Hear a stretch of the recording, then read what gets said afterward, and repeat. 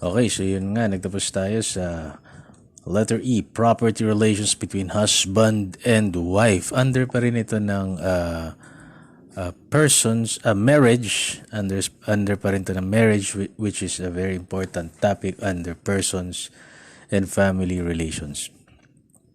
Okay, so property relations between husband and wife. General provisions. In the absence, sabi niya, of a marriage settlement or prenuptial agreement, the provisions of the family code will apply with regard to the property regime of the spouses. If the marriage was contracted before the family code, ito yung before August 3, 1988. If the marriage was contracted before the family code, August 3, 1988, before ng date na yon, then the conjugal partnership of gains will govern. Yun yung automatic ng panahon na yun. However, if the marriage was contracted after August 3, 1988, then the absolute community of property will apply. Okay. So, pag-usapan natin. Under the regime of absolute community of property, all property owned by the spouses at the time of the celebration of the marriage or acquired thereafter shall form part of the community property. However, property acquired during the marriage by gratuitous title as well as the fruits and income thereof, property for exclusive or personal use of each spouse except jewelry, and property acquired before the marriage by either spouse who has legitimate descendants by a former marriage, as well as the fruits or income thereof, are excluded from the community property. So, ibig sabihin ng gratuitous title, yung free of charge. Ayan. Okay, so yun yung absolute community of property. Under Article 94, the absolute community of property shall be liable, number 1, for the support of the spouses, their common children, and legitimate children. Tumahol yung aso. Legitimate children of either spouse. However, the support of illegitimate children shall be governed by the provisions of the family code or support. Ulitin natin kasi tumahol yung aso. The absolute community of property shall be liable, number 1, for the support of the spouses, their common children, and legitimate children of either spouse, kung meron man. However, the support of illegitimate children shall be governed by the provisions of the family code on support. So, pag illegitimate yung child, it shall be governed by the provisions of the family code on support. Number 2, all debts and obligations contracted during the marriage by the designated administrator spouse for the benefit of the community or by both spouses or by one spouse with the consent of the other. Number 3, debts and obligations contracted by either spouse without the consent of the other to the extent that the family may have been benefited. So, kahit walang consent yung isang spouse doon sa utang na yun, pero nakinabang yung pamilya doon, the absolute community of property shall be liable. Number 4, all taxes, liens, charges, and expenses, including major or minor repairs upon the community property. Number 5, all taxes and expenses for mere preservation made during marriage upon the separate property of either spouse used by the family. Number 6, expenses to enable either spouse to commence or complete a professional or vocational course or other activity for self-improvement. Number 7, antenuptial debts of either spouse insofar as they have redounded to the benefit of the family. Number 8, the value of what is donated or promised by both spouses in favor of their common legitimate children for the exclusive purpose of commencing or completing a professional or vocational course or other activity for self-improvement. Number 9, antenuptial debts of either spouse other than those falling under paragraph 7 of this article. The support of illegitimate children of either spouse and liabilities incurred by either spouse by reason of a crime or a quasi-delict in case of absence or insufficiency of the exclusive property of the debtor spouse, the payment of which shall be considered as advances to be deducted from the share of the debtor spouse upon liquidation of the community. And number 10, expenses of litigation between the spouses unless the suit is found to be groundless. Yun yung 10 na kung saan magiging liable yung absolute community of property. Liability of the other spouse in case the contracting spouse sells the common property. Ayun, ako. Makulit yung asawa, binenta yung common property. If the husband, kunwari, sold the property without consent and knowledge of the wife, the sale is void. Sabi, void raw yan. However, the transaction shall be considered as a continuing offer and may be perfected upon acceptance of the other spouse. So, pag pumayag yung isang may-ari, which is the other spouse, then go. Magiging valid yung sale. If the husband sold the community property with the knowledge of the wife but without consent, alam niya pero wala siyang pahintulot, the contract is merely annullable. The wife has 5 years from the date of the contract to go to the court and seek the annulment of the contract. So, pag mag-asawa kayo, as to the community property you both owned, dapat alam ninyo sana. Okay. Okay, magtungo tayo sa, nandun na tayo sa absolute community of property. Magtungo tayo sa third topic ng property relations between husband and wife, yung donations by reason of marriage. Donations by reason of marriage. Ito, donations by reason of marriage are also known as donations proper nuptias. Are those which are made before the wedding celebration in consideration of the same and in favor of one or both of the future spouses. They may be made by third persons in favor of one or both the future spouses or by one spouse in favor of another. So, pwedeng yung spouse nag-donate siya sa kanyang asawa. If made to only one of the spouses, the same belongs to him or her as exclusive property, except if the donor provides that it shall form part of the absolute community of properties. Okay. In order that donations by reason of marriage be valid, letter A, it should be made before the celebration of the marriage. Letter B, they must be made in consideration of the marriage. And letter C, they must be made in favor of one or both of the future spouses. So, ang donations ay gratuitous, which is free of charge, and it shall be consummated by the acceptance of the donee. Ano naman yung limitations of Article 87 of the Family Code? Yung donations nga. Spouses cannot donate or grant gratuitous advantage, direct or indirect, during the existence of the marriage, except moderate gifts, which the spouses may give during family celebrations or rejoicings. Okay. So, donations sa pinag-usapan natin, pero babalik tayo sa absolute community of property. Sandali. Ang absolute community of property has no limits as to the extent of the donation,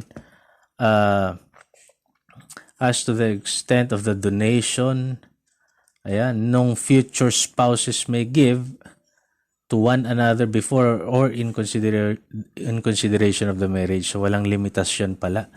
Yung pwedeng i-donate ng future spouses to one another before the marriage or in consideration of their marriage. Pag absolute community of property ang nag-govern. Pero kapag conjugal partnership or complete separation ang nag-govern sa mag-asawa, limit is only 1/5, 1/5 of their present property. Any excess shall be considered void. Yan. Okay, a donation by reason of marriage may be revoked by the donor in the following cases. Number 1, if the marriage is not celebrated or judicially declared void ab initio except donations made in the marriage settlements. Yan. Number 2, when the marriage takes place without the consent of the parents or guardian as required by law. Ito yung mga between 18 to 21 years old. Number 3, when the marriage is annulled and the donee acted in bad faith. Number 4, upon legal separation, the donee being the guilty spouse. So, yung tumanggap, yung donee, siya yung guilty spouse. Pwedeng i-revoke nung spouse niya, yung dinonate sa kanya. Number 5, if it is with a resolutory condition and the condition is complied with. Number 6, when the donee has committed an act of ingratitude as specified by the provisions of the Civil Code on donations in general. Yun yung 6 na grounds na pwedeng i-revoke ng donor yung donation by reason of marriage. Donations in the marriage settlement that do not depend upon the celebration of the marriages shall be valid. Kasi dinonate niya yon ng whether ikasal kayo o hindi, basta dinonate niya nang hindi nakaangkla dun sa pagpapakasal ninyo, valid yon. Number 4th topic naman tayo sa property relations between husband and wife. Ito yung conjugal partnership of gains. Ito yung nangingibabaw bago yung 1988. Bago mangibabaw yung absolute community of property. So the following are placed in a common fund kapag may conjugal partnership of gains ang property relation ninyo. Ito yung nilalagay. The following are placed in a common fund. Number 1, the proceeds, products, fruits, and income from their separate properties. And number 2, those acquired by either or both spouses through their efforts or by chance. Conjugal partnership of gains shall be governed by the rules on the contract of partnership in all that is not in conflict with what is provided in the family code or by the spouses in their marriage settlements. Ang liability nito, same doon sa absolute community of property, yung mga to pay for the support of the spouses, debts and obligations, taxes, expenses, antenuptial debts, mga ganyan. Okay. Conjugal partnership of gains terminates, number 1, upon the death of either spouse. Number 2, when there is a decree of legal separation. Number 3, when the marriage is annulled or declared void. Or number 4, in case of judicial separation of property during the marriage. Upon abandonment by one spouse, the aggrieved spouse may petition the court for receivership o kaya naman judicial separation of property or for authority to be the sole administrator of the conjugal partnership of property. Yan. Pwede magpetisyon yung inabandona o yung kinawawa, yung agrabyadong spouse. Okay. Ikalima na topic natin naman, under property relations pa rin, separation of property of the spouses and administration of common property by one. Itong separation of property of the spouses and administration of common property by one shall not take place except by judicial order. Kailangan may order ang korte. So under Article 135, ito yung mga sufficient cause. Okay. Number 1, spouse of the petitioner has been sentenced to a penalty which carries with it civil interdiction. Number 2, that the spouse of the petitioner has been judicially declared absentee. Number 3, loss of parental authority of the spouse of the petitioner has been declared by the court. Ayan. Yung asawa mo, tinanggalan ng parental authority ng korte. Number 4, that the spouse of the petitioner has abandoned the latter or failed to comply with his or her obligations to the family as provided for in Article 101. Number 5, that the spouse granted the power of administration in the marriage settlement has abused the power. Number 6, that at the time of the petition, the spouses have been separated in fact for at least 1 year and reconciliation is highly improbable. Yan yung mga sufficient cause para humiling tayo sa korte ng separation of property of the spouses. Tapos yung aggrieved spouse, siya yung nag-a-administer ng common property nila. Yung 6 na nabanggit natin yun, final judgment shall be enough. Hindi pala yung 6, yung 3 doon sa nabanggit natin na 6 na yun. Yung spouse of a petitioner has been sentenced to a penalty which carries with it civil interdiction. Yan, nakasuhan siya. Kasong kriminal na merong kaakibat na civil interdiction. Usually, yan yung mga rape, ganyan. Number 2, yung spouse of the petitioner has been judicially declared absentee. So, and number 3, loss of parental authority. Dineclare ng court. Kasi may court order yung tatlong yun eh. Dineclare ng korte na siya ay may civil interdiction, judicially absentee siya, and nawala na siya ng parental authority. So, final judgment do sa tatlong nabanggit na shall be enough to grant judicial separation of property. Okay. Asa na tayo? Ayun.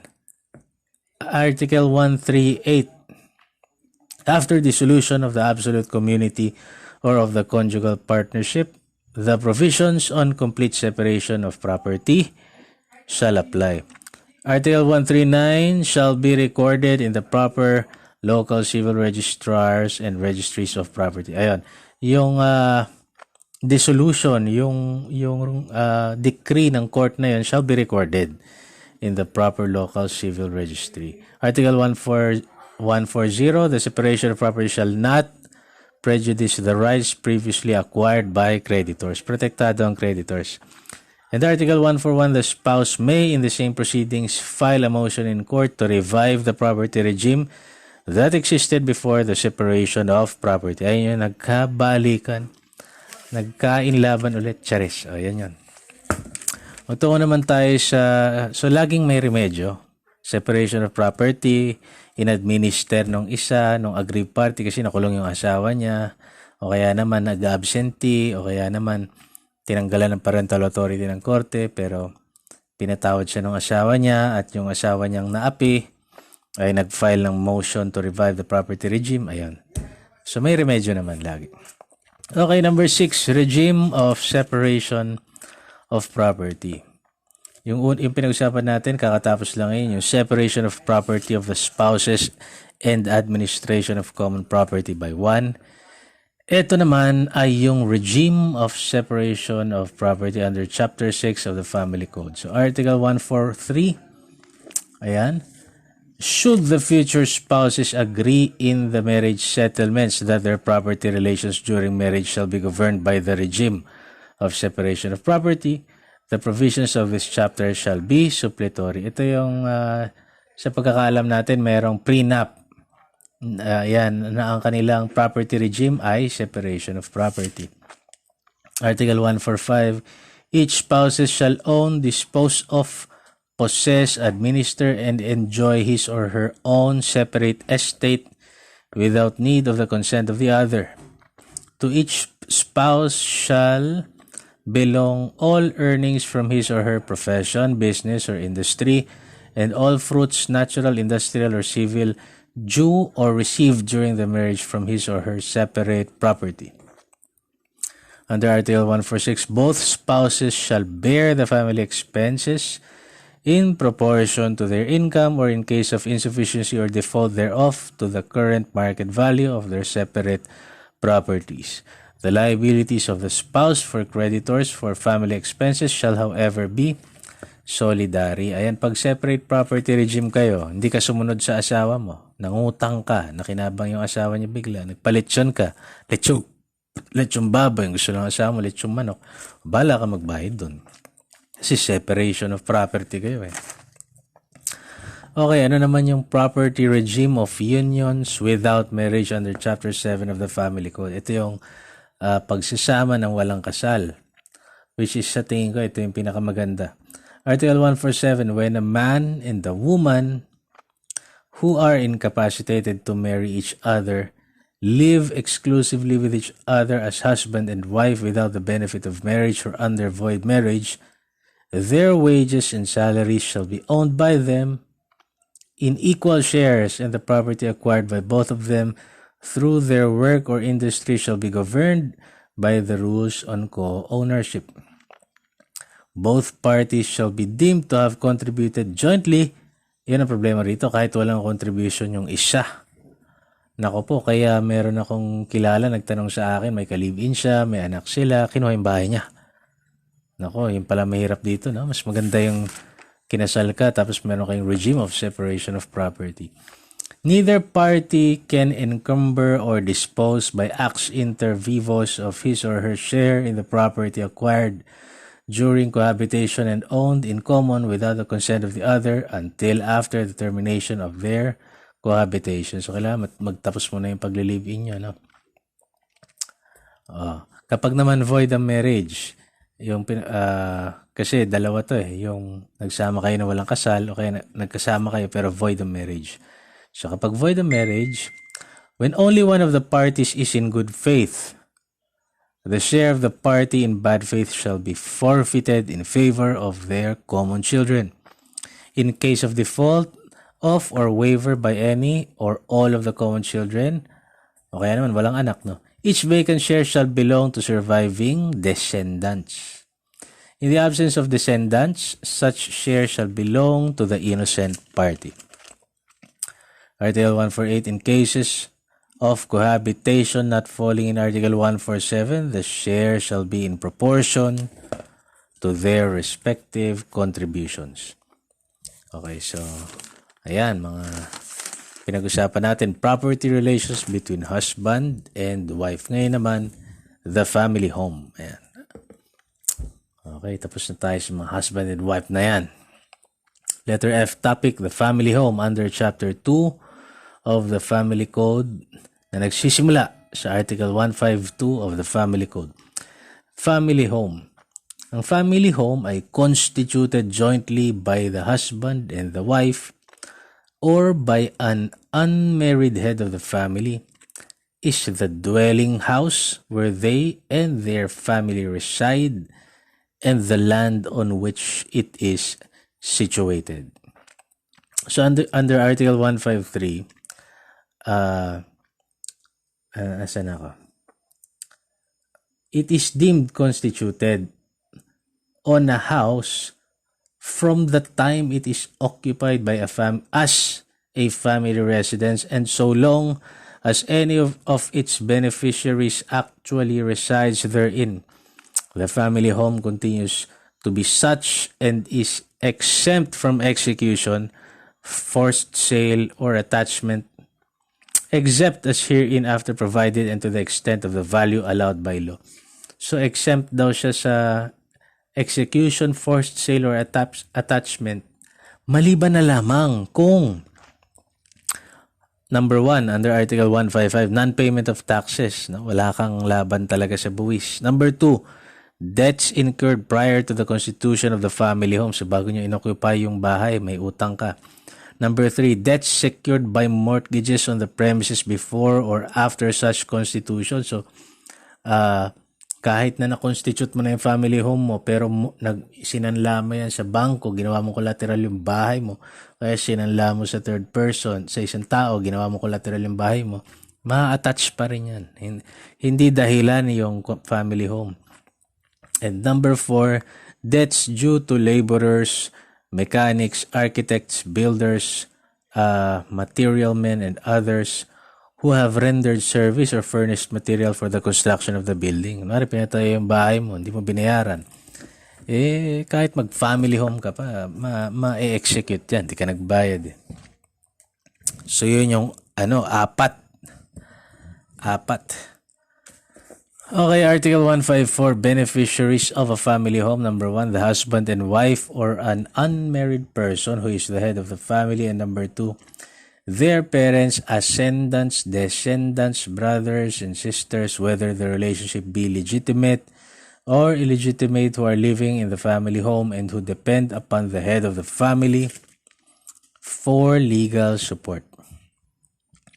Article 156, the family home must be a part of the properties of the absolute community or the conjugal partnership or of the exclusive properties of either spouse with the latter's consent. It may also be constituted by an unmarried head of a family on his or her own property. So property that is subject of a conditional sale on installments where the ownership where ownership is reserved by the vendor only to guarantee payment of the purchase price, may be constituted as a family home. So under Article 157, the actual value of the family home shall not exceed, at the time of its constitution, the amount of 300,000 pesos in urban areas and 200,000 pesos in rural areas, or such amounts as may hereafter be fixed by law.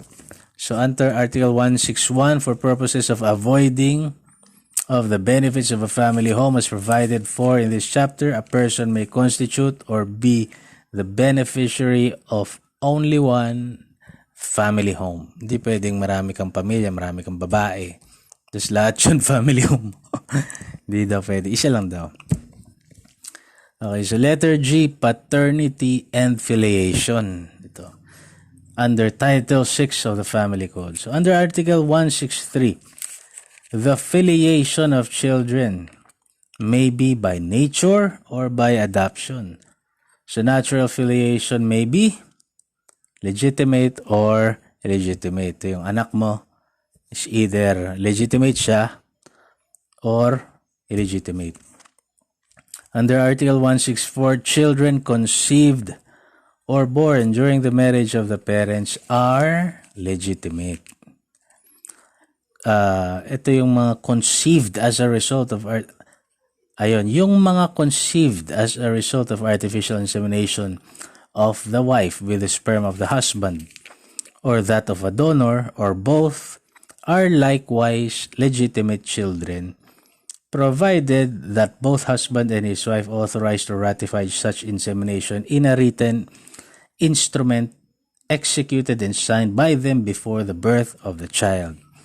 So either ako kunwari at saka si B, may anak kami, within marriage, na-conceive siya or born during the marriage. Diba? Nabuo siya nung kinasal kami, o pinanganak siya, kinasal, tapos nung kasal na kami, yun ay legitimate. Kahit na pinanganak pa siya using artificial insemination, kung pumayag ako, pumayag yung asawa ko, parehas kami, may written instrument, signed, authorized, or ratified during insemination in a written instrument, and signed by us before the birth of a child, during the marriage, ay legitimate sila. At yung pinag-uusapan nating written instrument na yon shall be recorded in the civil registry together with the birth certificate of the child. So yan ang batas natin. Article 166, legitimacy of a child may be impugned only on the following grounds. Number 1, it was physically impossible for the husband to have sexual intercourse with his wife within the first 120 days of the 300 days which immediately preceded the birth of a child because of, letter A, physical incapacity of the husband, letter B, living separately, intercourse is impossible, and letter C, serious illness of the husband. Number 2, it is proved that for biological or scientific reasons, the child could not have been that of the husband. And number 3, in case of artificial insemination, the written authorization or ratification was obtained through mistake, fraud, violence, intimidation, and undue influence. Kaya pala talaga pag babae, huwag kang maharot kasi hindi natin malalaman kung sinong ama niyan, mahirap malaman. Okay, nagkakaroon ng confusion. Okay, under Article 167 of the Family Code, the child shall be considered legitimate, although the mother may have declared against its legitimacy or may have been sentenced as an adulteress. So Article 168, if the marriage is terminated and the mother contracted another marriage within 300 days after such termination of the former marriage, these rules shall govern in the absence of proof to the contrary. Number 1, a child born before 180 days after the solemnization of the subsequent marriage is considered to have been conceived during the former marriage. Nako, anak pa siya doon sa unang kasal. Provided it be born within 300 days after the termination of the former marriage. Number 2, a child born after 180 days following the celebration of the subsequent marriage is considered to have been conceived during such marriage, even though it be born within the 300 days after the termination of the former marriage. Sa panahon ngayon, I wish every guy would find a good girl talaga. Hirap na ng panahon ngayon. Article 171, the heirs of the husband may impugn the filiation of the child within the period prescribed in the preceding article only in the following cases. Number 1, if the husband died before the expiration of the period fixed for bringing his action. Number 2, if he should die after the filing of the complaint without having desisted therefrom. Or number 3, if the child was born after the death of the husband. So yung mga tagapagmana ng husband, pwede nilang i-contest yung filiation ng bata. Only in those 3 cases mentioned. So, number 2, proof of filiation. So under Article 172, the filiation of legitimate children is established by any of the following. Number 1, the record of birth appearing in the civil register or final judgment. Or number 2, an admission of legitimate filiation in a public document or a private handwritten instrument and signed by the parent concerned. Kung wala yung dalawang nabanggit ko, in the absence of the foregoing evidence, number 1, the open and continuous possession of a status of a legitimate child, or number 2, any other means allowed by the rules of court and special laws. Napatunayan yung filiation, Article 173, the action to claim legitimacy may be brought by the child during his or her lifetime and shall be transmitted to the heirs should the child die during minority or in a state of insanity. In these cases, the heirs shall have a period of 5 years within which to institute the action. Article 174, legitimate children shall have the right, number 1, to bear the surname of the father and the mother in conformity with the provisions of the Civil Code on surnames. Number 2, so pwede rin pala yung apelido na lang ni ina. Number 2, to receive support from their parents, ascendants, and in proper cases, their brothers and sisters in conformity with the provisions of this code on support. And number 3, to be entitled to the legitimate and other successional rights granted to them by the Civil Code. So, sino naman ang mga illegitimate children? Illegitimate children are children conceived or born outside of a valid marriage. So, Article 175, illegitimate children may establish their illegitimate filiation in the same way and on the same evidence as legitimate children. The action must be brought within the same period specified in Article 173, except when the action is based on the second paragraph of Article 172, in which case the action may be brought during the lifetime of the alleged parent.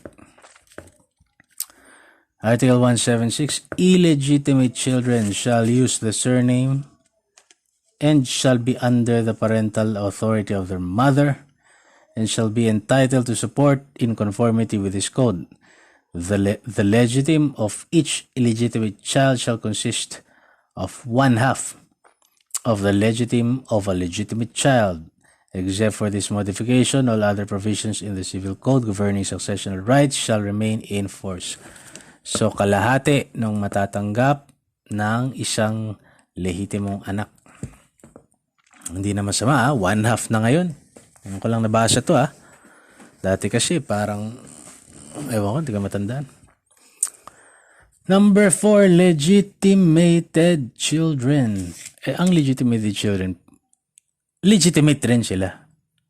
Okay, under Article 177, only children conceived and born outside of wedlock of parents who at the time of the conception of the former were not disqualified by any impediment to marry each other may be legitimated. So, kunwari ako, tsaka yung jowa ko, pareho kaming single, wala kaming impediment o harang magpakasal, pero nag-anak kami. Tapos a few years later, nagpakasal kami. Yung mga anak namin na yon ay legitimated. Pero kung ako, may legal akong asawa, yung jowa ko wala, hindi pa kami naaanal nitong isa, nagkaanak kami, nitong jowa ko. Few years later, naanal ako. O ikinasal na kami. Hindi disqualified kami kasi may impediment ako nung pinanganak yung anak namin eh. So ganun siya. Article 178, legitimation shall take place by a subsequent valid marriage between parents. Period. Yan. The annulment of avoidable marriage shall not affect the legitimation. So yun nga, ako wala akong impediment ikasal, yung jowa ko walang impediment ikasal, kinasal kami, nagkaanak muna kami, few years later kinasal kami, so legitimated na yung mga anak namin. Under Article 179, legitimated children shall enjoy the same rights as legitimate children. Article 180, the effects of legitimation shall retroact to the time of the child's birth. Okay. So simula nung pinanganak yung anak namin, pag legitimated siya, babalik yung mga karapat. Legitimate siya. Same rights. And it retroacts to the time of the child's birth. Under Article 181, the legitimation of children who died before the celebration of the marriage shall benefit their descendants. Article 182, legitimation may be impugned only by those who are prejudiced in their rights within 5 years from the time their cause of action accrues. Yan. Ito yung mga maraming anak. Ganun. Okay, magtungo naman tayo sa usapin tungkol sa adoption. Letter H, adoption under RA 8552 o yung domestic adoption. Mamaya pag-usapan natin inter-country adoption naman. So, who may adopt? Letter A, any Filipino citizen of legal age in possession of full civil capacity and legal rights of good moral character has not been convicted of any crime involving moral turpitude, emotionally and psychologically capable of caring for children at least 16 years older than the adoptee, and who is in a position to support and care for his or her children in keeping with the means of the family, shall be allowed to adopt. So ako yun. Pwede ako mag-adopt.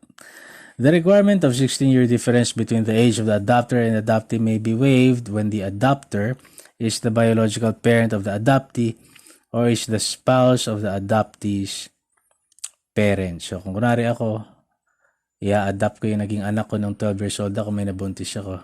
So, yung 16-year difference, pwedeng i-waive yun. Hindi na kailangan yun.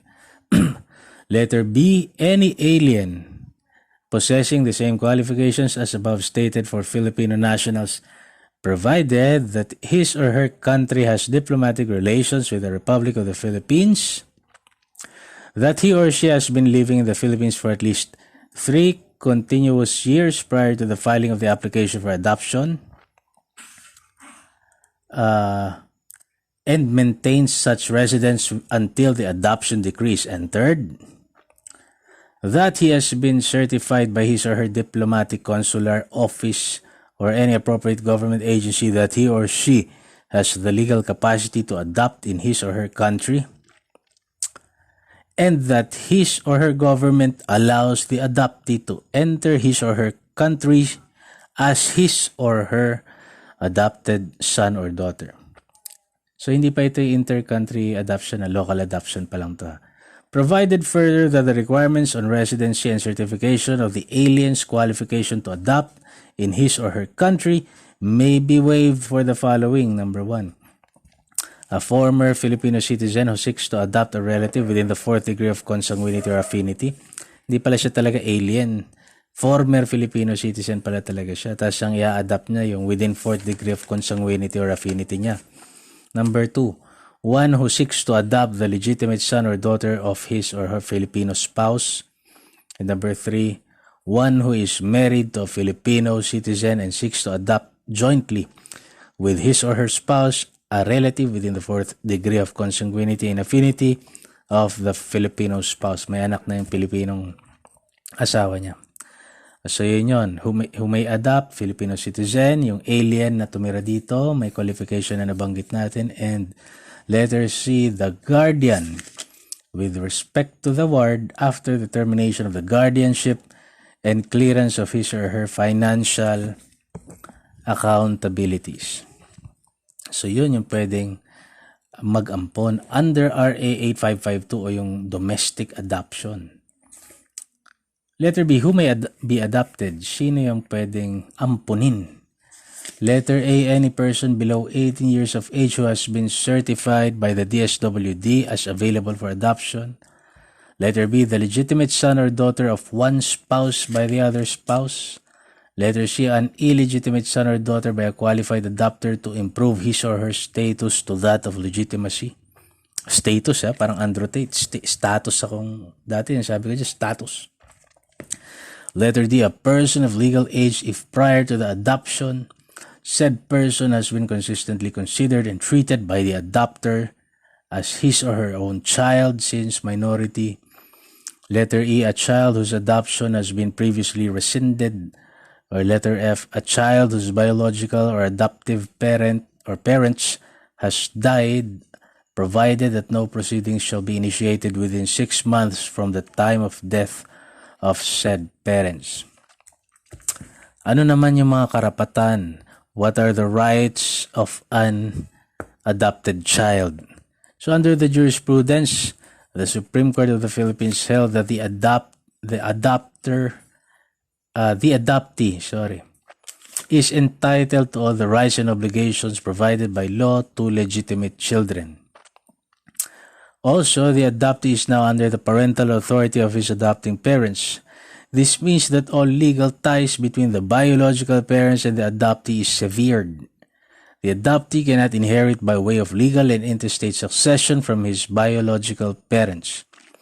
The adoptee may only receive inheritance from his biological parents when he was instituted as one of their heirs. With or without a will, the adoptee can inherit from his adoptive parent or parents. This is because the law makes no distinction as to the rights of the adoptee with that of a legitimate child. An adoptee succeeds to the property of the adopting parents in the same manner as a legitimate child. Yan. Nga lang, pwede rin silang i-disinherit doon sa mga grounds na nakalagay sa batas. Nilason niya yung nag-ampon sa kanya, sinulot niya yung mga ganyan.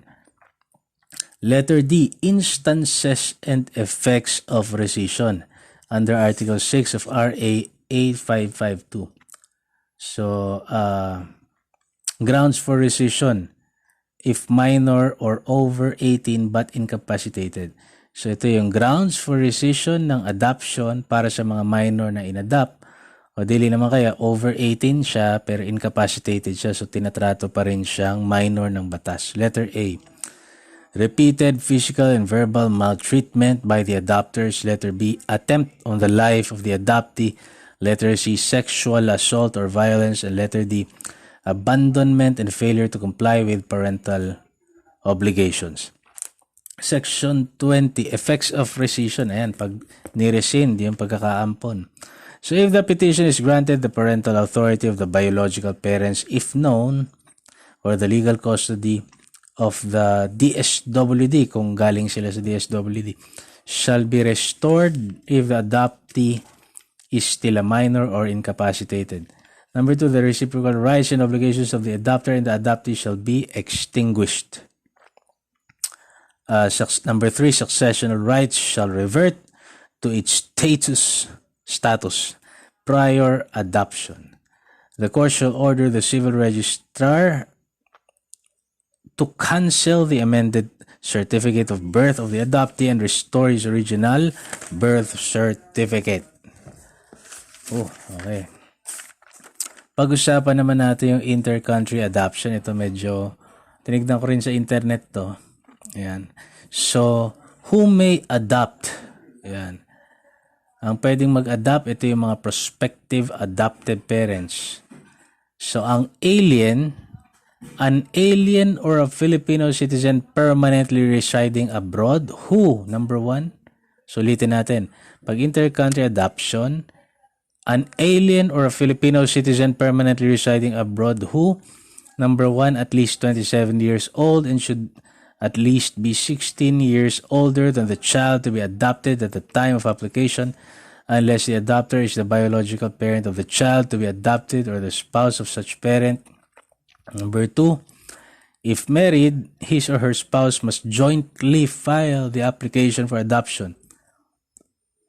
Number 3, have the capacity to act and assume all rights and responsibilities of parental authority under his national laws and has undergone the appropriate counseling from an accredited counselor in his or her country.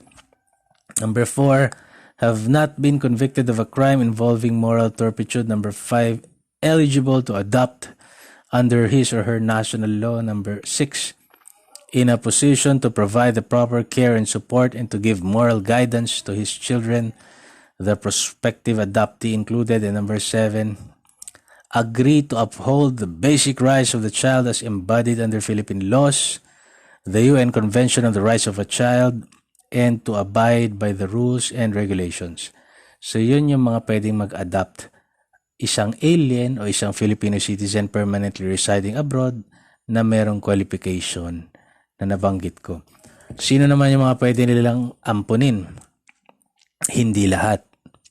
Ang sabi sa batas, only a child who is below 15 years of age and is voluntarily or involuntarily committed to the DSWD may be adopted under the inter-country adoption law. So, kailan pinapayagan ba na i-adopt yung mga nabanggit nating batang yon? RA 8043 allows aliens to adopt Filipino children if such children cannot be adopted by qualified Filipino citizens. So yun po ang ating inter-country adoption law. Alright, magtungo naman tayo sa isang major topic, yung support. Letter I ito dito sa notebook na sinulat-sulat ko. Support under Title 8 of the Family Code. Under Article 194, ito, support comprises everything indispensable for sustenance, dwelling, clothing, medical attendance, education, and transportation in keeping with the financial capacity of the family. The education of the person entitled to be supported referred to in the preceding paragraph shall include his schooling or training for some profession, trade, or vocation even beyond the age of majority. So, maswerte tayo sa Pilipinas kasi even beyond the age of majority. Transportation shall include expenses in going to and from school or to and from place of work. Under Article 195, the following are obliged to support each other, the whole extent set forth in the preceding article. Number 1, spouses. Yan, you have the obligation to support each other. Number 2, legitimate ascendants and descendants. Yan, mga anak ko, magulang ko, lolo ko. Number 3, parents and their legitimate children and the legitimate and illegitimate children of the latter. Number 4, parents and their illegitimate children and the legitimate and illegitimate children of the latter. And number 5, legitimate brothers and sisters, whether full or half blood. Ayan. Under Article 198, during the proceedings for legal separation, the spouses and their children shall be supported from the absolute community or the conjugal partnership. After the final judgment, the obligation of mutual support between spouses ceases. However, the court may order that the guilty spouse shall give support to the innocent one. Article 199, whenever 2 or more persons are obliged to give support, the liability shall devolve upon the following persons with the order herein provided. Number 1, mauuna yung spouse. Ikalawa, pababayan, inaaraw, descendants in the nearest degree. Ikatatlo, ascendants in the nearest degree. And ikapat, brothers and sisters. Ayan. So under Article 200, in proportion ito, yung pabibigay nila, when the obligation falls upon 2 or more persons na magbigay ng support, magbibigay sila ng support in proportion. So, yan yung order na susundin. No? Under Article 205, the right to receive support under this title as well as any money or property obtained as such support shall not be levied upon attachment or execution. Di pala pwedeng i-levy on attachment or execution. Di pwedeng kunin yung karapatan ng isang bata o ng isang individual to receive support. Kasi nga naman, sustenance niya yan. Under Article 207, when the person obliged to support another unjustly refuses or fails to give support when urgently needed by the latter, kailangan niya pero nag-refuse yung nanay niya kunwari o yung asawa niya. Any third person may furnish support to the needy individual with right of reimbursement from the person obliged to give support. So, kunwari may kailangan ni Pedro ng pera. Tapos nabuisit yung nanay niya, tinanggihan siya bigyan ng pera, binigyan ko siya kasi kailangan niya eh. Pwede akong mag-reimburse sa kanyang ina. Yun ang batas. Letter J, magtungo naman tayo. Major topic din ito. Parental authority under Article 209. So, parental authority, pursuant to the natural right and duty of parents over the person and property of their unemancipated children, parental authority and responsibility shall include the caring for and rearing them for civic consciousness and efficiency and the development of their moral, mental, and physical character and well-being. Article 210, parental authority may not be renounced except in cases authorized by law. Article 211 of the Family Code pa rin. The father and the mother shall exercise jointly the parental authority. In case of disagreement, the father's decision shall prevail. Tama yun. Unless, maliban na lamang, if there is a judicial order to the contrary. Article 212, absence or death of either parent shall not affect parental authority unless the court appoints another person to be the guardian of the person or property of the children. Article 215, no descendant shall be compelled in a criminal case to testify against his parents and grandparents except when such testimony is indispensable in a crime against the descendant. Merong krimen na nagawa doon sa anak o doon sa isang bata, or by one parent against the other. Binubugbog niya yung nung tatay yung nanay, nagtestigo yung bata. Yun.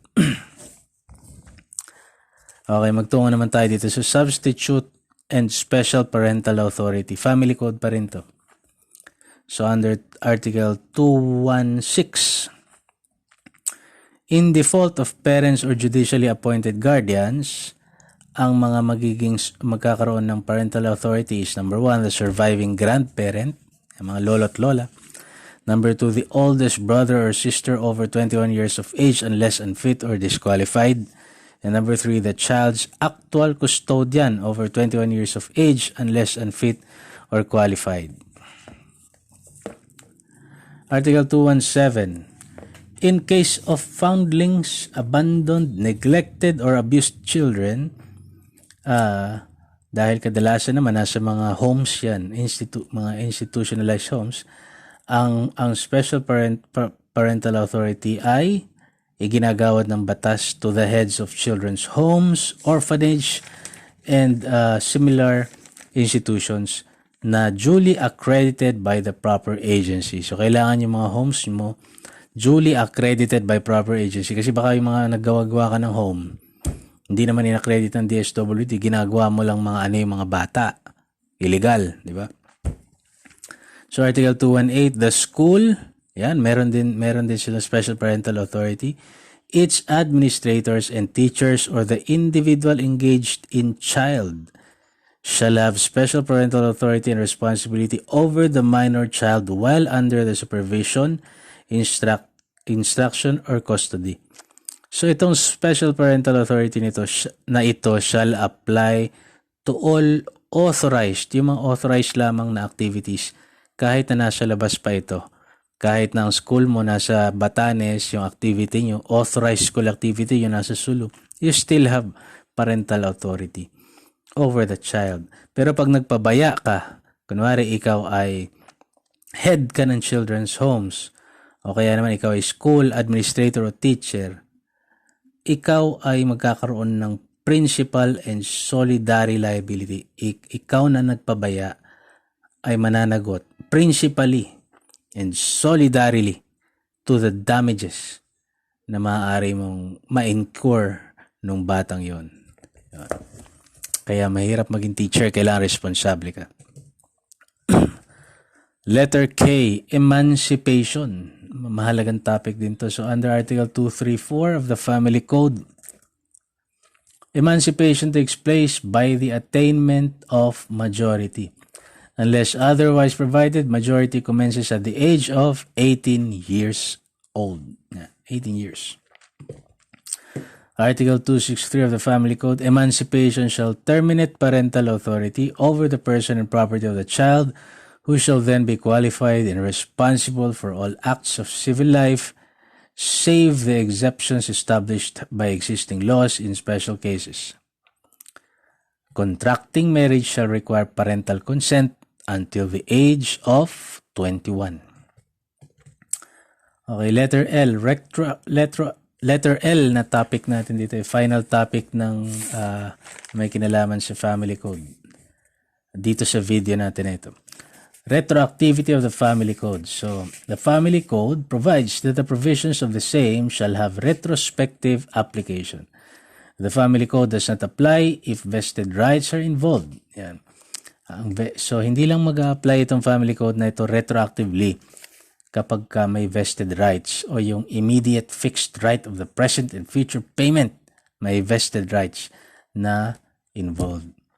So, it shall be retroactive. Ang example nga nito, di ba, sabi, may nabasa tayo kanina, magre-retroact kapag legitimated yung bata.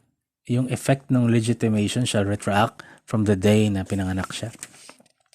Isang example nitong retroactivity of the Family Code na statement ng ating mahal na Korte Suprema. Sabi ng Korte Suprema natin, the provisions of the Family Code cannot be retroactively applied sa isang kaso because it would prejudice the vested rights of the petitioner and of these children. So basta makakasagabal dun sa vested rights ng petitioner at ng mga anak niya, it shall not apply. Yan.